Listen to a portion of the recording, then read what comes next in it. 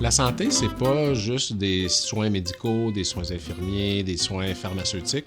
Les déterminants de la santé, c'est l'ensemble des facteurs qui vont avoir une influence sur la santé des aînés.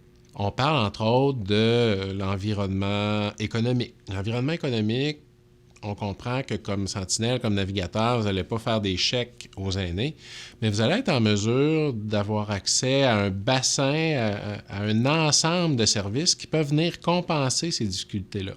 Il y a des aînés qui sont en situation d'insécurité alimentaire.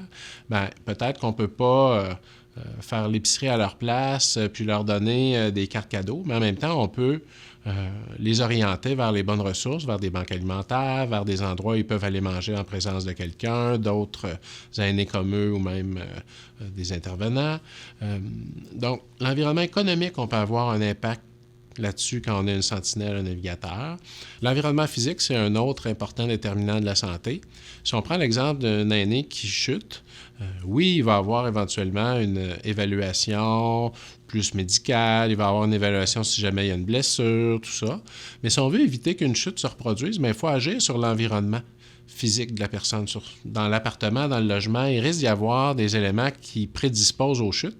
Et comme sentinelle, comme navigateur, vous êtes en très bonne position pour agir là-dessus. Puis ça va changer la vie des gens. Fait que profitez-en.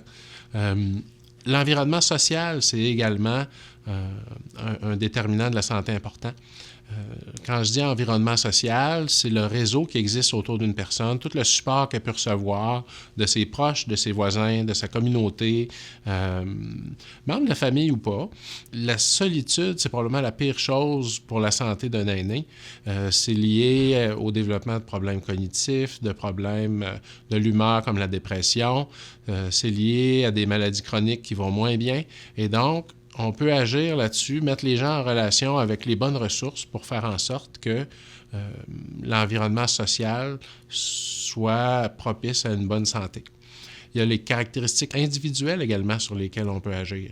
Une personne qui a des mauvaises habitudes de vie, on ne va pas la forcer à les changer, mais en même temps, en ayant un contact privilégié comme sentinelle, comme navigateur, vous allez peut-être en mesure d'aider la personne à comprendre que la santé, on peut l'améliorer, puis que quand on améliore notre santé, on améliore notre autonomie, puis on améliore nos chances de vivre une vie qu'on aime le plus longtemps possible sans développer de perte d'autonomie significative.